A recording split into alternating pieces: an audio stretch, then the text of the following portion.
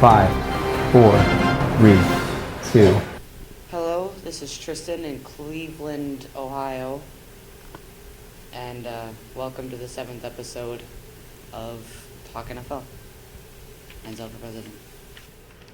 So let's talk about my favorite teams that drafted this year and some of the worst, in my opinion, that drafted this year. So my favorite is the Rams. They just upgraded their front seven so much. And if you don't know what front seven is, it's the defensive line and then the linebackers. And they just upgraded so well with Aaron Donald and Michael Sam. That's probably the scariest front seven in the game today. I mean, especially for the Vikings facing them in week 1, that's just going to be really hard. And then my second one is probably the Jaguars. They got one of the best QBs produced in a long time.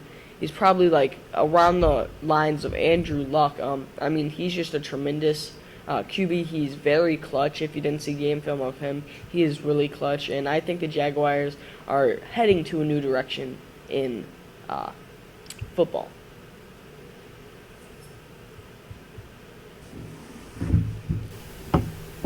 Hey, you're a Browns fan, right? No, I'm a Steelers fan. Great, let me have an interview, dude. What do you think about Johnny Manziel? I think he's going to get blown up by the Steelers. I agree. He's going to go straight past that defense. It's not even going to have a chance. That's not what I said. Okay, what do you think about the Browns' season this year? I think that they're going to get destroyed. I mean, you look at it historically, they've never really been a good team. Well, I agree with you. They're going all the way to the Super Bowl, probably going to win it. They got the best QB ever. what's nowadays. wrong with you?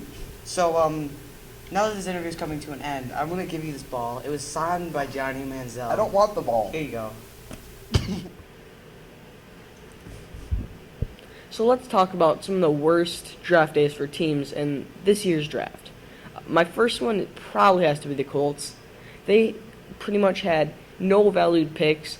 They upgraded their offensive line a little bit, place they needed to upgrade for a long time, but they didn't really upgrade it to the point where Andrew Luck is going to have a lot of time in the pocket. So I don't think they had a great draft day, but they had some good picks in the wide receiving core.